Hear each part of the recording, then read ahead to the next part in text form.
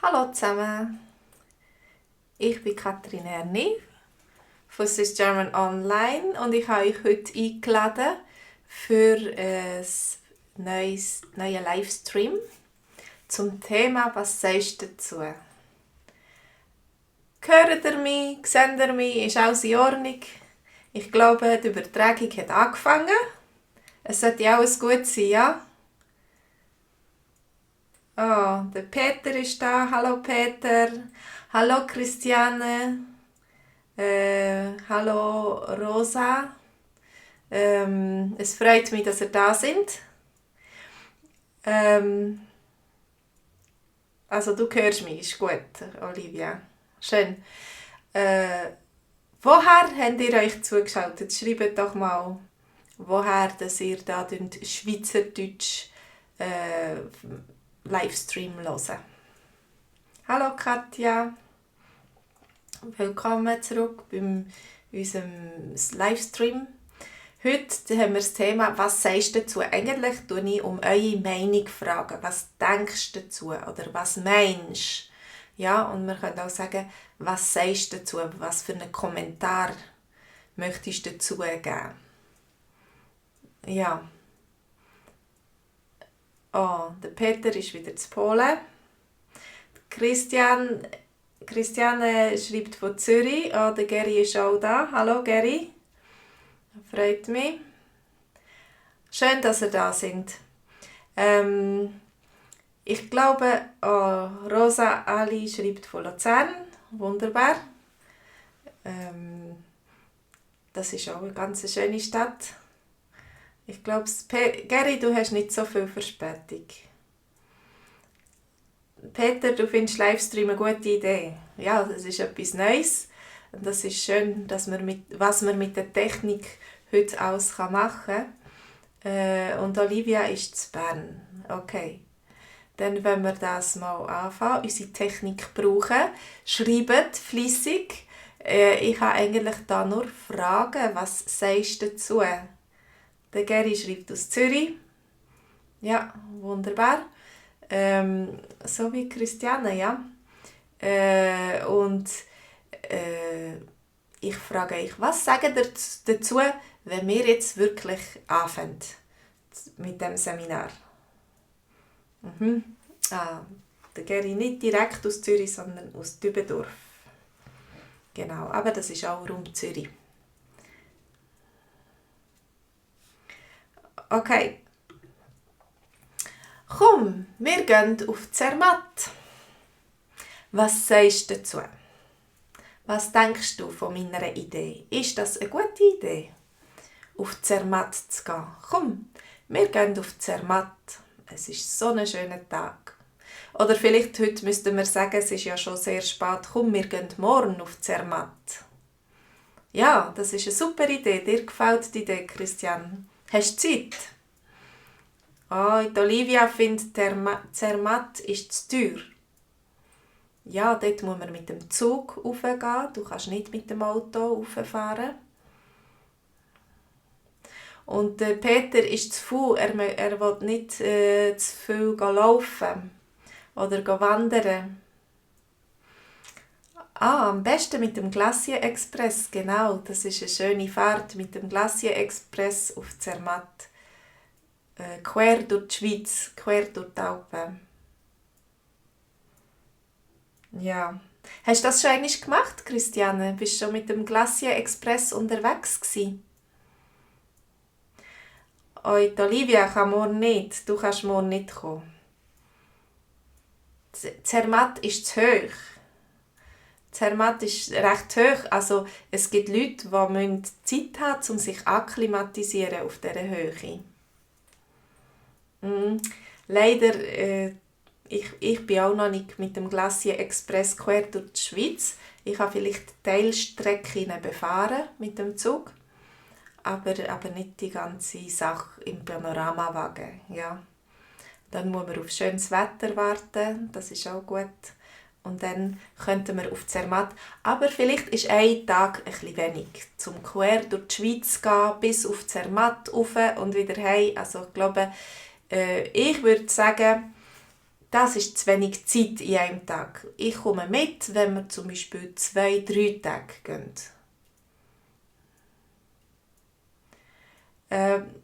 Ja, ich habe Instagram, aber ich gebe dir vielleicht die Information später dazu, Rosa. Also, komm, wir gehen auf Zermatt. Unsere erste Idee für einen Ausflug in der Schweiz. Es gibt viele schöne Ausflugsziele. Vielleicht, wenn es nur ein Tagesausflug ist es besser, wenn man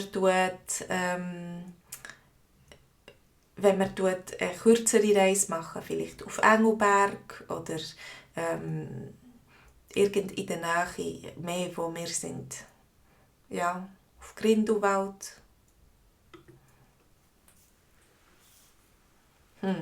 Geri, das ist eins für dich. Komm, wir gehen auf Deutschland einkaufen. Was sagst du dazu? In die Flumserberge, die sind in der Nähe von Zürich, genau. Das ist auch zum Skifahren sehr beliebt am Wochenende. Komm, wir gehen auf Deutschland einkaufen. Was meint ihr dazu? Was sagst du dazu? Hast du Lust mitzukommen? Du bist erst gerade Christiane. Du bist am Samstag, du musst nicht mehr gehen.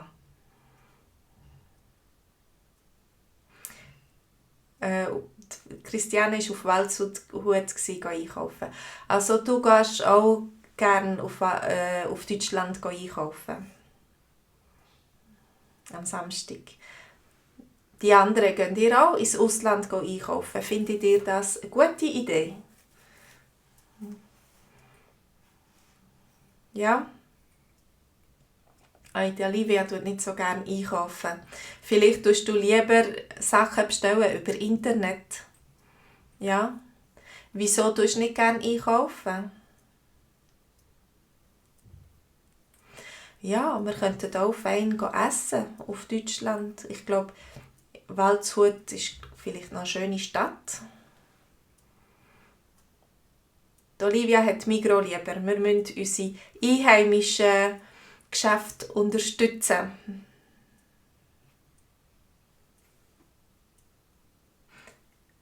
Geri, du schreibst, wir haben schon die ganze Schweiz umgereist.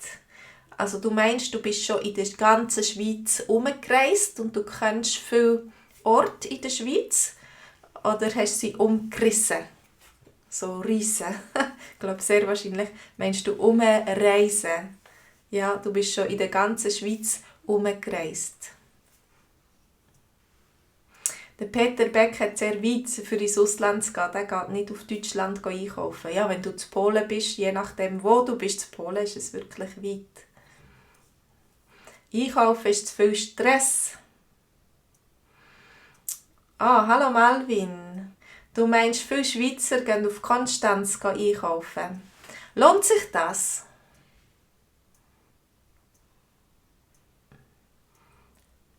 Umreisen, Geri, das heisst herumreisen, umherreisen. Ja, so ein bisschen ziellos. Einmal da, einmal dort. Ja, umreisen.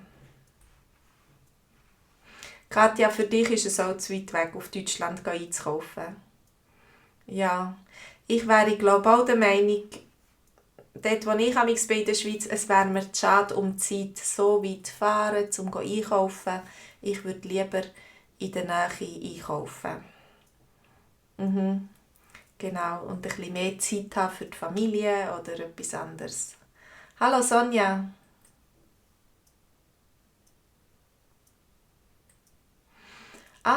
Du Sonja, du bist früher auf Deutschland einkaufen und jetzt tust du auf die Aktionen warten beim Coop oder in der Migros. Also in den letzten 2 Jahren ist es vielleicht billiger geworden, in dem Fall, wenn du von Aktionen kannst profitieren und dann einfach billigere Sachen kaufen in der Schweiz. Und ich glaube, in der Schweiz, zum Beispiel Fleisch oder so, haben wir schon recht gute Qualität. Wenn du auf Deutschland gehst, ist es vielleicht billiger, aber ob es dann besser ist, weiss ich nicht. Wenn man nur auf den Preis schaut. Christiane, du fragst mich, wo ich bin. Im Moment bin ich gerade im Ausland. Wenn ich in der Schweiz bin, bin ich so eher im Raum Freiburg. Und das ist schon ein bisschen weiter bis zu der Grenze. Marli, das ist neben Freiburg. Mhm. Olivia findet das Fleisch in der Schweiz ist sehr gut. Genau. Okay, also man kann vielleicht ab und zu auf Deutschland einkaufen, aber nicht alle wohnen nahe genug an der Grenze. Und wie ist das heute mit dem Coronavirus? Geht ihr heute vielleicht, denkst du heute, das ist nicht so eine gute Idee? Wo überall der Coronavirus ist, gehe ich lieber in kleine Läden, nicht so in grosse Einkaufszentren.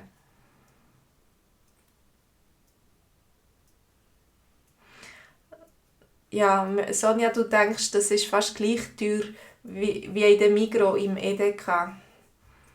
Mhm. Ja. Vor allem, wenn man noch das Benzin muss rechnen muss, um auf Deutschland zu fahren. Und die Zeit ist ja auch Geld, wo das braucht. Dann nachher tut es die Sachen in Deutschland wieder ein bisschen teurer machen. Ja, also. Es gibt verschiedene Meinungen. Die einen gehen auf Deutschland einkaufen und geniessen es, haben Freude.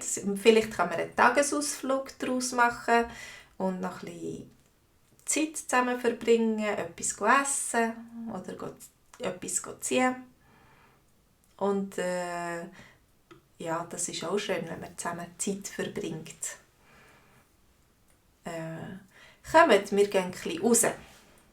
Der Frühling kommt, es ist ein schöner Tag. Was sagt ihr dazu? Kommt, wir machen eine Pause, wir gehen ein bisschen raus an die frische Luft. Die Oliva will gerade auf Frankreich.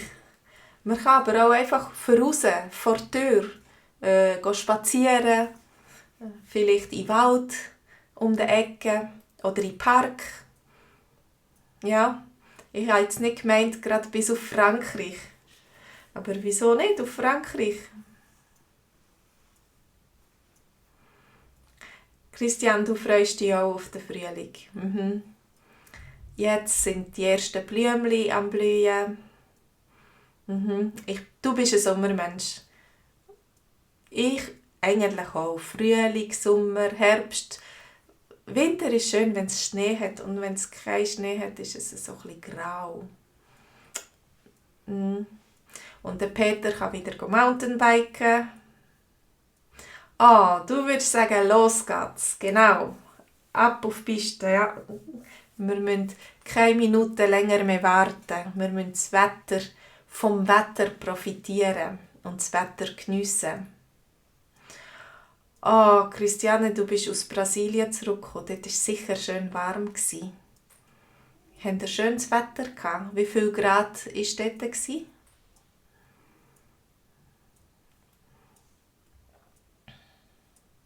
Vielleicht war es dort sogar zu heiß. Sommerzeit. Also ich muss sagen, Amerika hat schon wieder auf Sommerzeit umgestellt. Genau, 35 Grad. Das ist schon ein bisschen viel für mich. Aber wir sind uns langsam auch daran gewöhnt, also Temperaturen. In Amerika ist ab gestern Sommerzeit. Also sie haben die Zeit verstellt. Also sie sind jetzt eine Stunde früher dran. Ja, das ist zu heiß, meint Olivia. Genau. Und wir stellen erst Ende März auf Sommerzeit um. Am letzten Märzwochenende. Also jetzt haben wir noch ein bisschen einen anderen Zeitunterschied im Vergleich zu Amerika. Aber bei uns kommt der Sommer auch und die Sommerzeit. Langsam, aber sicher. Ja, ein bisschen rausgehen, in den Garten vielleicht. Das wäre auch ein Thema jetzt. Jetzt könnte man schon ein bisschen in den Garten etwas machen, wenn es schön ist. Gehen jetten, gehen Sachen parat machen. Ja.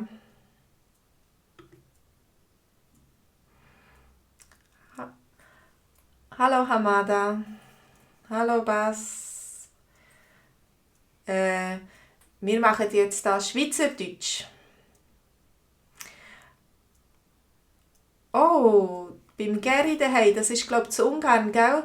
Dort ist jetzt schon 22 Grad warm zu Ungarn. Das ist extrem für im März, oder? Ja, das ist auch schon fast Sommer. Ähm, okay. Wenn wir eins ziehen, was sagst du dazu, wenn wir jetzt eins ziehen? Kommst du mit? Hast du Lust? Wenn wir eins ziehen, das heisst, wenn wir ins Restaurant oder ins Kaffee oder in eine Beiz etwas trinken. Die Christiane hat Durst, das ist gut. Du kommst mit. Der Geri ist schon daheim in der Wohnung, vielleicht hat er schon sich umgezogen. Ja. Und hat nicht mehr Lust, aus dem Haus zu gehen. Das ist schon ein bisschen spät jetzt. Es ist 8:45.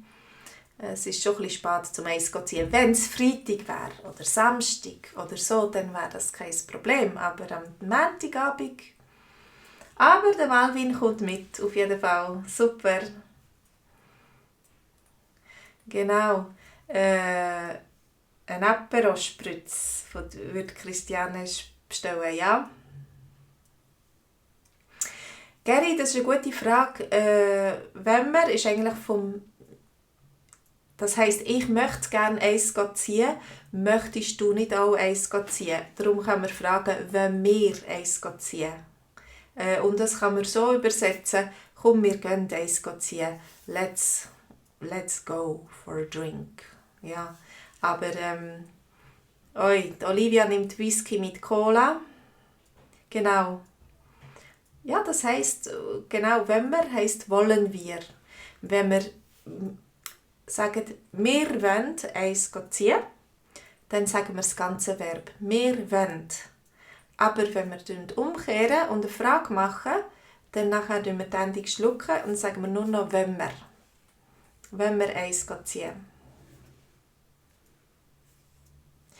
Nein, Katja, das muss nicht unbedingt Alkohol sein. Du kannst auch etwas anderes trinken.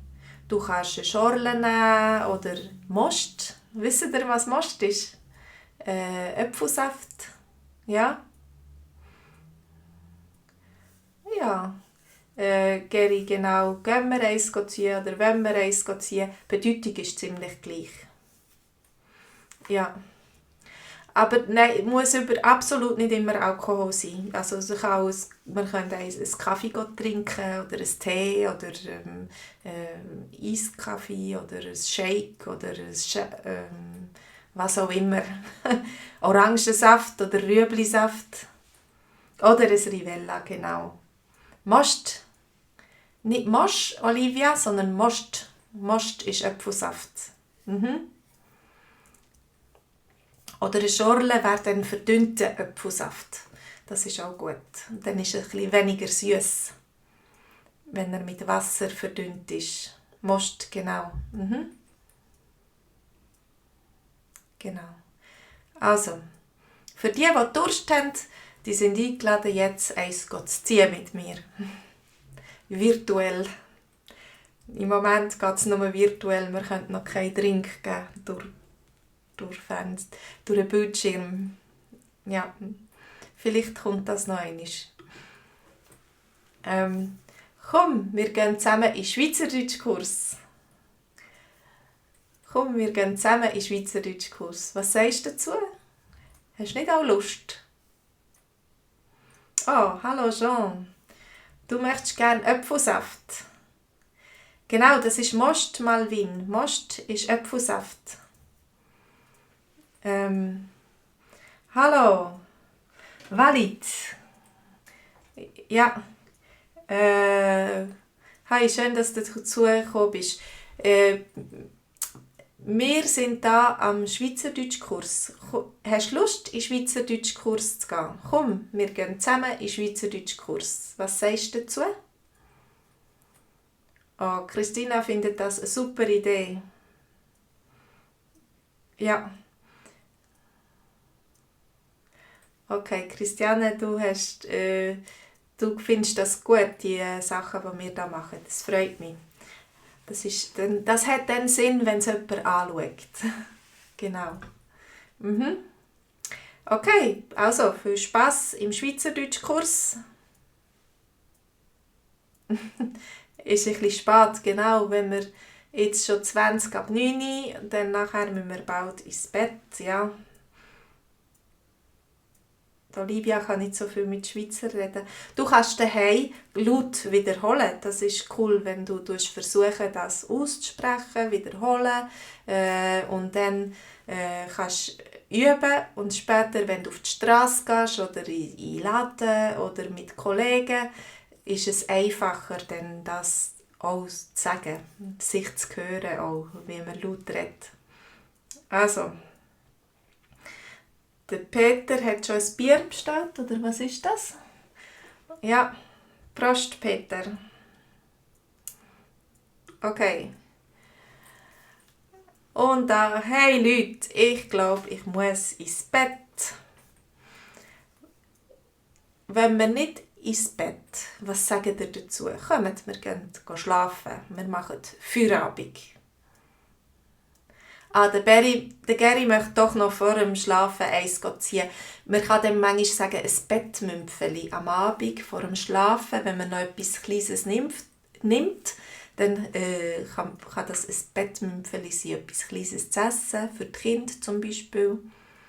Oder ein Guetzli, oder ein Äpfelschnitzli, oder so, oder eben etwas Kleines. Vielleicht trinken weniger. Die Olivia muss morgen arbeiten. Für Christian ist es noch zu früh. Bist du nachtaktiv, Christiane? Ja. Also du hast noch gute Zeit zum Schweizerdeutsch machen, für andere Sachen. Du musst noch nicht ins Bett. Es kommt immer darauf an, wenn man aufstehen muss am Morgen und wie viel Schlaf das man braucht. Genau. Aber ich glaube, es ist gut für die Linie, wenn man genug schläft. Christian, was machst du von Beruf? Du musst früh aufstehen.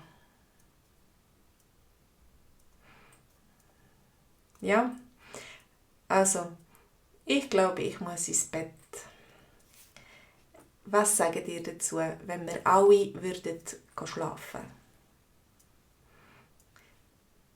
Also sind nicht alle einverstanden.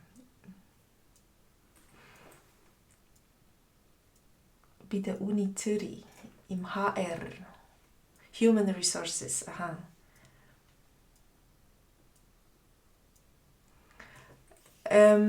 Jean, du hörst Schweizerdeutsch auf der Straße. Oder nimmer oder immer? Nie oder immer? Sehr wahrscheinlich immer. Oh, der Peter muss schon am 7. Uhr aufstehen. Genau. An der Uni Zürich, dann hast du sehr viel zu tun mit jungen Leuten. Sehr wahrscheinlich. Okay. Und was sagt ihr dazu? Habt ihr vielleicht noch Vorschläge? Was möchtet ihr die Meinung hören von anderen? Was sie dazu sagen? Über einen Vorschlag von euch?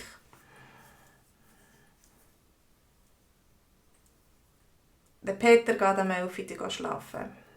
Das ist eine gute Zeit. Am 11 Uhr.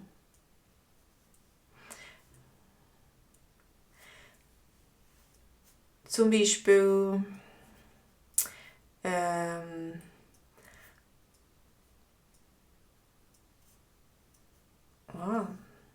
kommt, wir machen doch einen Buchclub. Wir könnten einen Buchclub gründen. Ja? Was sagt ihr dazu? So eine Buchdiskussionsgruppe. Der Peter, die Olivia tut gerne lesen. Wir könnten zusammen ein Buch lesen und diskutieren. Was sagt ihr dazu?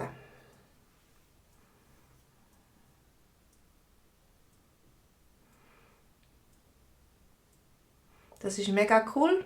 Ja? Ich finde das eine gute Sache. Ja? Aber vielleicht, ich habe manchmal ein Problem, Zeit zu finden zum Lesen. Christiane, du liest nicht so gern. Du liest lieber Bücher über Reisen. Und dann lernst du viel über die Welt, ja? Und du kannst deine nächsten Reisen planen oder von Reisen träumen. Wir könnten einen Schweizer Film anschauen, sagt Peter. Was sagt ihr dazu? Wir könnten einen Schweizer Film schauen. Wenn du Walid, du fragst, was heisst dazu? Auf Hochdeutsch würden wir sagen dazu. Was sagst du dazu? Also der hat immer trägt eine Bedeutung von dem, was vorher schon gesagt wurde. Oder was nachher gesagt wird. Ich sage zu etwas. Also ich sage einen Kommentar zu dem, was du denkst, zu deiner Idee, zu deinem Vorschlag. Ja? Und jetzt, wenn ich das einfach fragen, kurz in einem Satz, was sagst du dazu? Dass der ist immer, hat die Bedeutung von dem Vorschlag oder dieser Idee oder dem, was gesagt worden ist. Ja? Also das gibt es viel mit anderen Präpositionen auch. Was sagst du dazu? Ja, was machst du dafür? Du möchtest gerne abnehmen, schlanker sein, aber was machst du dafür? Was machst du für das, dass du schlanker wirst? Ja, das gibt es zum Beispiel auch. Oh, der Peter Beck möchte zum Beispiel den Flitzer anschauen. Oh ja, jetzt bin ich da ein bisschen hinten drin. Ihr habt da gerade weiter diskutiert. Also, der Peter hat gemeint, der Flitzer, das ist ein Film. Und Flitzer hat es einmal gegeben in der Schweiz. Das sind so Leute, die sich so aus einem Protest oder so ganz abgezogen haben, also nackt. Es ist so eine Art Schweizer Full-Monty-Film. Sie sind nackt an Orten vorbeigegangen oder durchgesprungen oder so, wo Kameras sind, zum Beispiel Fußballspiel. Und sie haben die Ruhe gestört dort und sind dann von der Polizei gefangen worden oder so. Und das ist ein lustiger Film über die Flitzer. Und das hat es scheinbar wirklich einmal gegeben, dass Leute so wollten Aufsehen erregen. Aber sie sind sehr harmlos gewesen, eigentlich. Lustig, ja. Also, das ist ein Film, es gibt einen Schweizer Film über die Flitzer und das ist zu empfehlen, ja.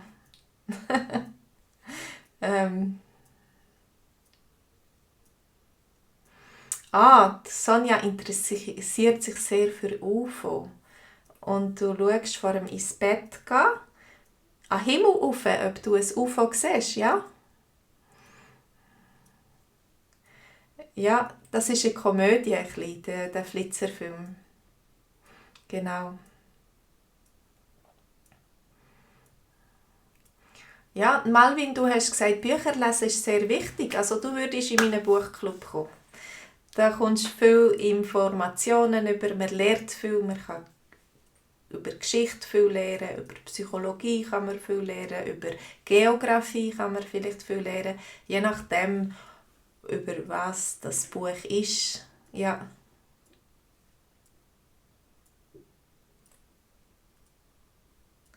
Hamada, genau. Du wohnst in Zürich und du denkst, mein Deutsch ist nicht ein klares Berndeutsch. Ich habe vielleicht berndeutsche Färbung, aber was ich sage, zum Beispiel, was ein grosser Unterschied ist zwischen Zürichdeutsch und zum Beispiel anderen Schweizer Dialekt wie Berndeutsch, ist, dass wir sagen zum Beispiel alles und nicht alles. L wird manchmal zu U. Genau, und das ist, glaube ich, der grösste Unterschied. Und vokalmässig und ein paar Worte, aber das ist ein grosser Unterschied. Olivia, du bist dich gut daran gewöhnt, dass du verschiedene Dialekte hörst. Genau. Ja, auf jeden Fall, wenn man ein Dialekt kann, wird es sicher einfacher, auch ein anderes Dialekt zu verstehen. Und viele Schweizer haben, also jeder Kanton hat sein eigenes Dialekt und dann gibt es eben noch Leute wie ich, die aus verschiedenen Kantonen so ein bisschen Spuren haben. Zum Beispiel Zürich, Luzern, Bern ist bei mir am meisten präsent. Und dann gibt es so eigene Färbungen oder so von Dialekt. Ja, ich glaube, das wäre es für heute. Was sagt ihr dazu, wenn wir jetzt Schluss machen und gehen schlafen vielleicht oder was auch immer, noch arbeiten, aufräumen oder einen Film schauen, den Flitzer schauen. Walliser Deutsch ist schwierig, ja genau.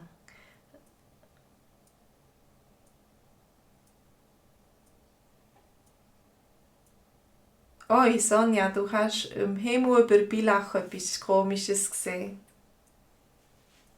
Okay, und jetzt bist du ganz...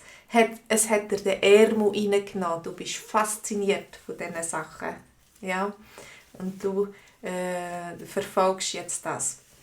Du bist wie eine Detektivin, die versucht herauszufinden, was das war. Ja. Der Peter ist nicht einverstanden, dass wir so Schluss machen.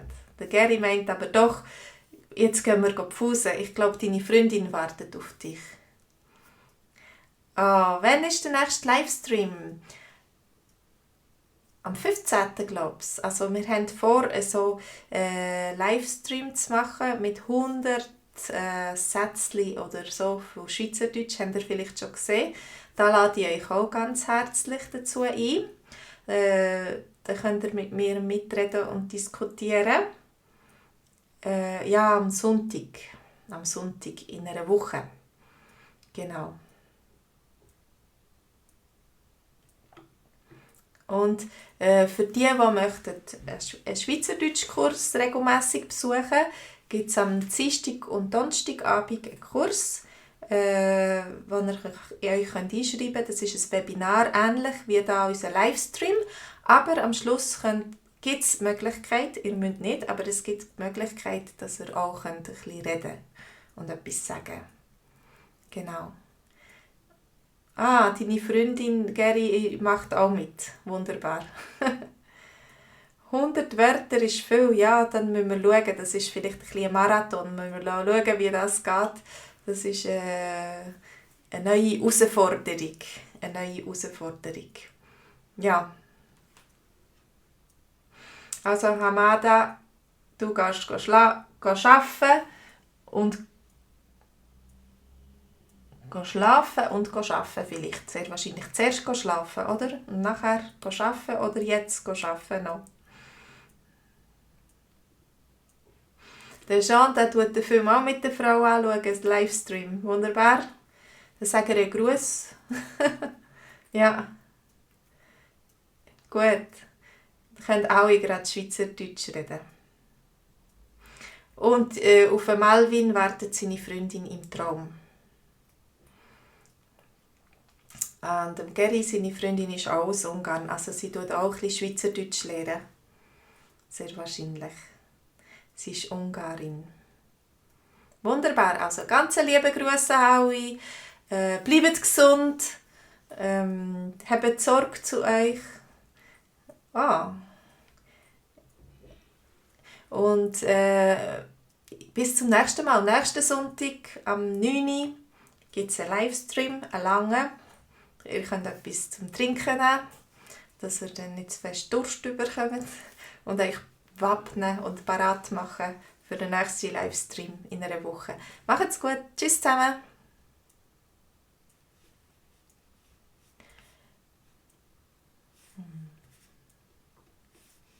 Jetzt da.